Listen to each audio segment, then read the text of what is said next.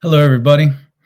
Today, we're going to be looking at some very bad economic analysis from who I think is probably the dumbest popular thinker in any form.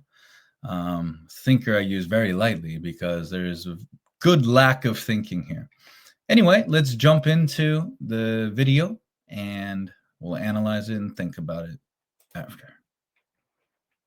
Over the last century, the United States and Britain championed a particular way of organizing an economy, private capitalism. The Soviet Union for 70 years championed an alternative, state capitalism. Okay, already we are starting off quite strange, right? To start with the system of private capitalism, that would imply that everything is private, when we know that it is not private. There's a lot of things that are private, but not even fully so. For instance, we have the standard functions of the state, which are not private in this sense, like police and military and courts and things, which I think are fundamental parts of what the state should do. But then there's a lot of other things. There's the schools and the healthcare and the regulatory system for all different kinds of things. And then even so, when you own your house, you're paying a sort of rental fee every year known as a property tax. That doesn't make it quite private. There's a bunch of things that you are prohibited from doing within your home. There's a lot of restrictions on what you can do as well. So it's not quite private. It is a bit collectivized. And a more accurate way of describing the system would be a mixed economy, a bit of private, a bit of state-owned. For instance, I'm from Nevada, and Nevada is the state with the highest percentage of government-owned land. I believe it's a majority of the land of Nevada is owned by the government. It's clearly that most of the land owned in the state is not even in private hands. So it's clearly a mixed economy of sorts. And then to call the Soviet Union state capitalism, I'm not really sure what that means. We're going to see here. But it's a centralized central planning system that gets rid of prices. Of course, a market cannot function without a price. How you have capitalism and no prices, I have no idea. Anyway, let's jump back into it and see what he says. Where the state plays the role of owner, operator of the enterprise. The state owns it legally, and the state puts its people, officials, in the position, they're called the Council of Ministers, but it's in the position of boards of directors that are. Okay, so state operated, and it has an enterprise, and that's capitalism. How? We have to define what capitalism is. It's kind of a loaded term. Let's finish at what he's having to say, and I'll talk more about it after. Or state officials are put there because the state owns the business. There is no stock market. You don't buy and sell shares in the Soviet Union because it's not how they do it. So, but it's capitalism because it's a small group of employers with an army of employees. Okay, there we get the definition. Capitalism. Why is it capitalism? There's a small group of employers with an army of employees. That's an interesting definition of capitalism. Never heard that before. Let's continue, and we'll dissect it more. Just like it's slavery when you have a master and a slave.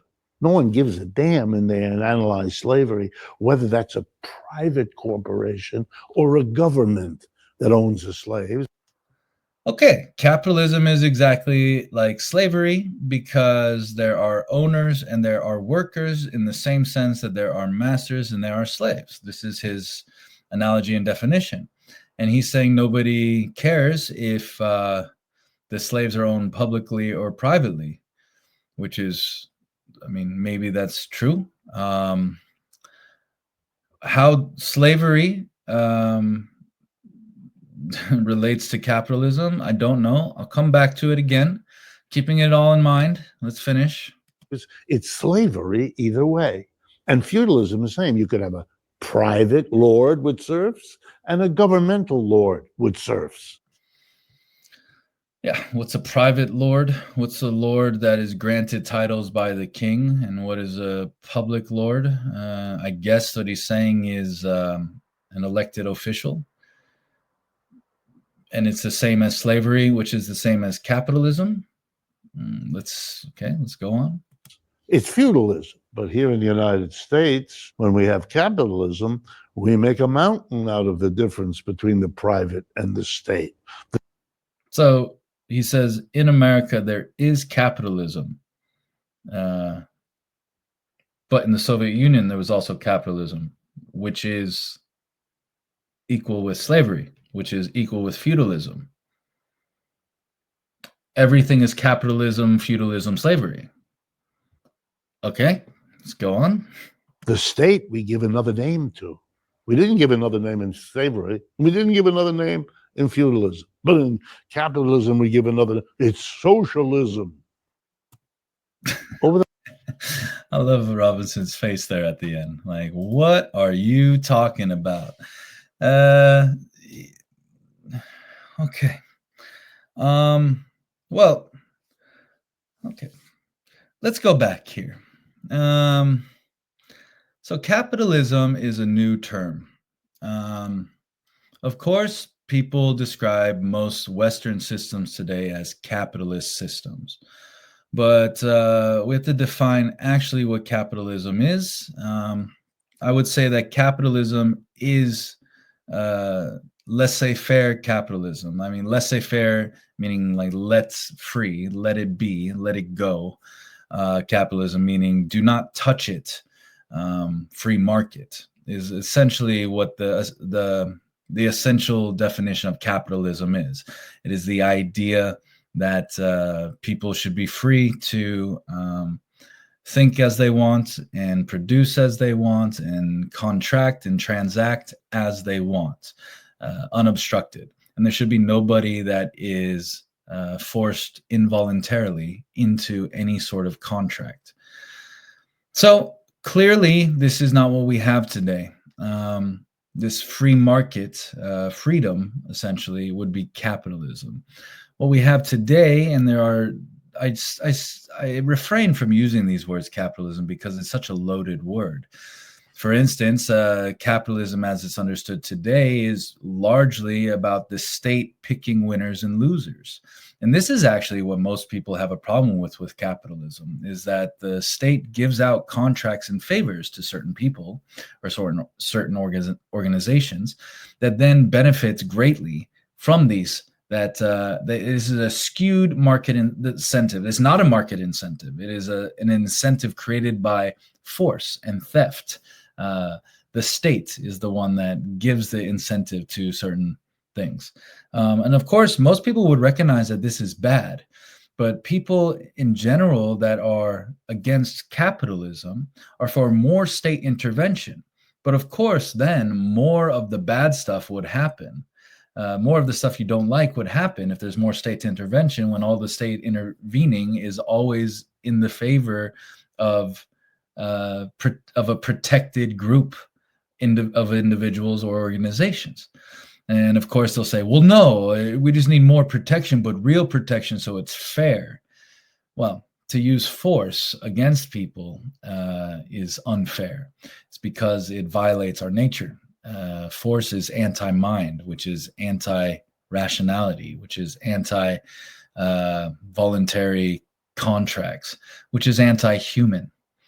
So force will never work. The only proper use of force is to protect against those that would initiate force. And the initiation of force is wrong. Protecting yourself against somebody initiating force against you is natural. So that is the use of the state. The state should protect all against the initiation of force. Back to Richard Wolff here. So yeah, you heard it from the horse's mouth. Private capitalism is what is in America, which is really a mixed economy between state and privately owned ownership with a lot of regulation and force in between, with a good amount of freedom anyway. And then you have state capitalism, and you have slavery, and you have feudalism, which is all the same. And then at the end, he says that, but in America, we give it a special name when the state owns something, and it's a scary word. It's socialism. Well, it wasn't America that came up with this term. It was, socialists themselves. They're rather political collectivists. This is the essential differentiating factor between socialists and capitalists, essentially, is that one is for individualism and one is for collectivism. Of course, I would argue that most of the people in the West, in America, and whichever society you would like, is fundamentally more collectivist than individualist in their ideas, and fundamentally more individualist and collectivist in their actions. There is a sort of contradiction in what they believe and how they act. If we resolve this contradiction in the sense of realizing that contradictions can't exist, so we say, well, what is good and what is bad, we would realize that individualism is always good and collectivism is always bad. And why is this? Well, if we start with the collective as the irreducible whole, as the thing that we need to that we use to analyze how action works, well, it is reducible. So if we started with it as the irreducible essential thing, and it's reducible, that's already a problem. We can't, because there are no collective minds. There is no collective action in this sense. It's always individuals thinking and individuals choosing to act. So the collective can be reduced down to the individual. Now, can we reduce the individual further and still make sense of its essential characteristics? No.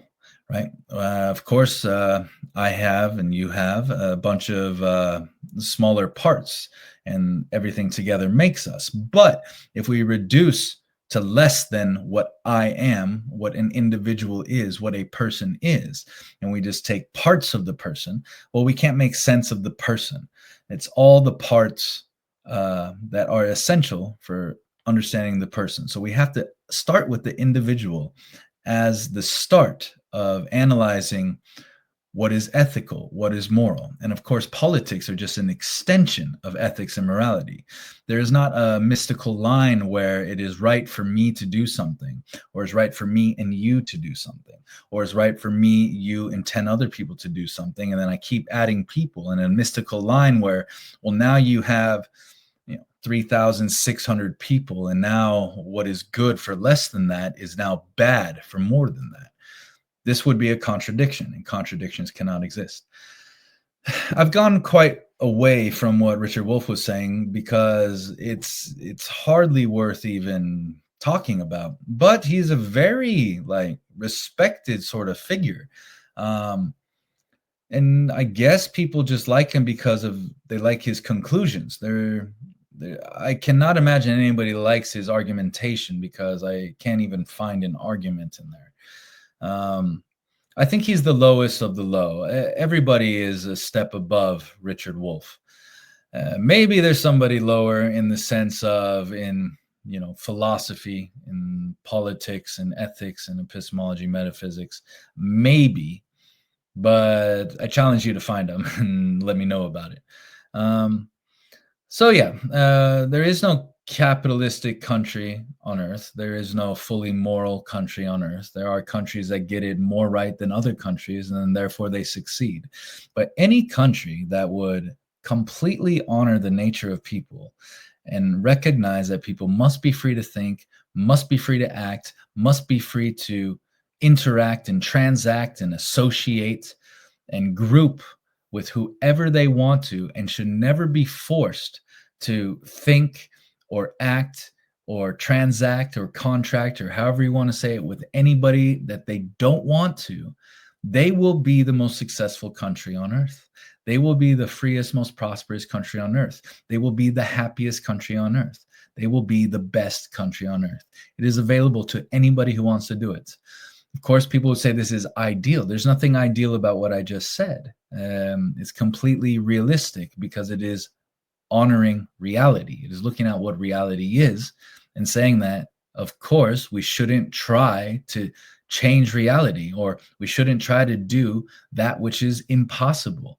And the more we try to change that which we cannot change, then the worse results we will get, because we are violating the principle of A is A. We are violating the law of identity, the law of non-contradiction.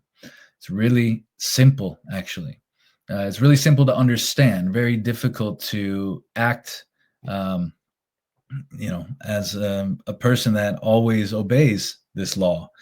Of course, just because we make mistakes and we err does not mean that this principle isn't valid. Still, we can always strive to be better. We can always learn. We can always try. And this is part of sort of perfection. I would not say perfection is a place that is without problems. Perfection is more of a state of learning, a process of error correction, of identification, and of living well. So I hope you enjoyed me actually thinking today. If you think I was thinking badly, let me know. And if you can find somebody dumber than Richard Wolff, let me know. And I'll see you in the next one.